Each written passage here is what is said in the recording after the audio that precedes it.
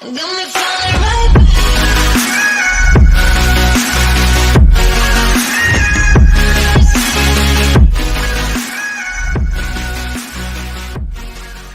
So many people in the world, and you know, you may be watching this right now, and you have these incredible ideas, and what you think is missing is motivation. And that's not true.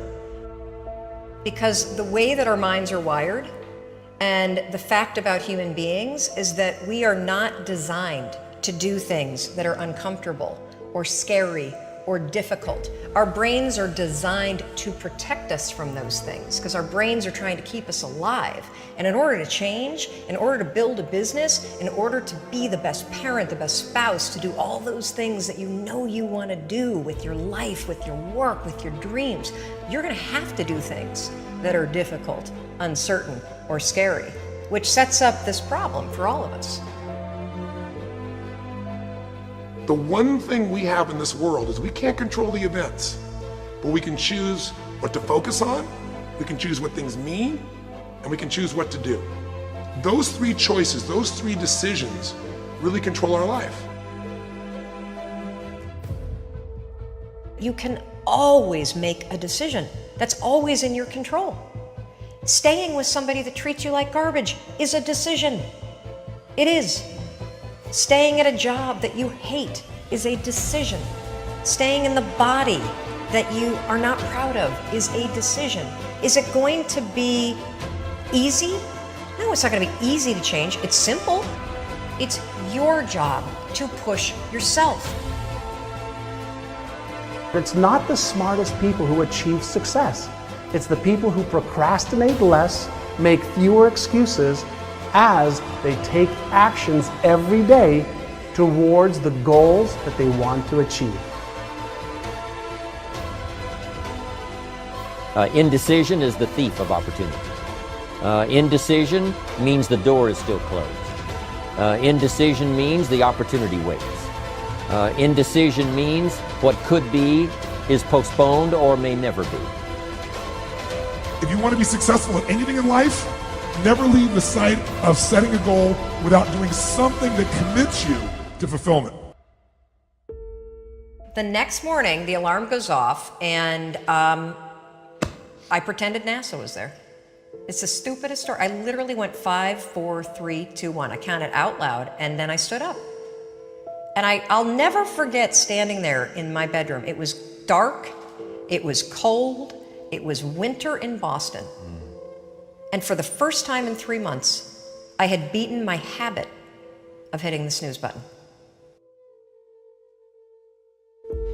There were moments all day long, just like that 5-second moment in bed, where I knew, knowledge, what I should do. And if I didn't move within 5 seconds, my brain would step in and talk me out of it. Every human being has a 5-second window, might even be shorter for you. You have about a 5-second window in which you can move from idea to action before your brain kicks into full gear and sabotages any change in behavior. Your life is what you think it should be. That's exactly what you are right now. You are what you thought you should be.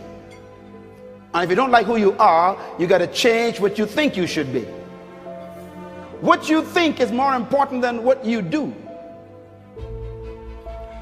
And so if you want to change, you got to work on this attitude bit. Decide, commit, act, succeed, repeat. The one thing that all the greats have in common is they sweat the small stuff. They pay very, very close attention to every detail. What makes you comfortable can ruin you. And what makes you uncomfortable is the only way to grow. What you are and what you become depends on how you use your time. The billionaire and the beggar both have 24 hours every day. The old and the young, the black and the white, the Indian and the Asian, are all given the same amount of time every day. You cannot stop a day. You cannot stop an hour. But you can control how it will be used. Your life comes down to your decisions, and if you change your decisions, you will change everything. When you understand the power of a 5-second decision, and you understand that you always have a choice to go from autopilot to decision maker, everything in your life will change. You will be a different negotiator, you will be different in sales, you will be unstoppable in the gym, because you will realize the amount of garbage that you put in the way of your hopes, of your dreams, of your potential, of your confidence, of your courage. Everything comes down to the decisions that you make. Take ownership. Take extreme ownership. Don't make excuses. Don't blame any other person or any other thing. Get control of your ego. Take ownership of everything in your world, the good and the bad. Take ownership of your mistakes, take ownership of your shortfalls, take ownership of your problems, and then take ownership of the solutions that will get those problems solved. Take ownership of your mission. Take ownership of your job, of your team, of your future, and take ownership of your life. The first source of inspiration is deciding. Second source of inspiration is planning. And now, here's a big source of inspiration, beginning. Getting started. Actually turning thought and the notes on the paper, the plans, actually now committing it to action. Getting started. I'm a humongous believer that ideas are and that execution's the game. Well, I think the one thing that discipline definitely does help you with is it helps you get things done.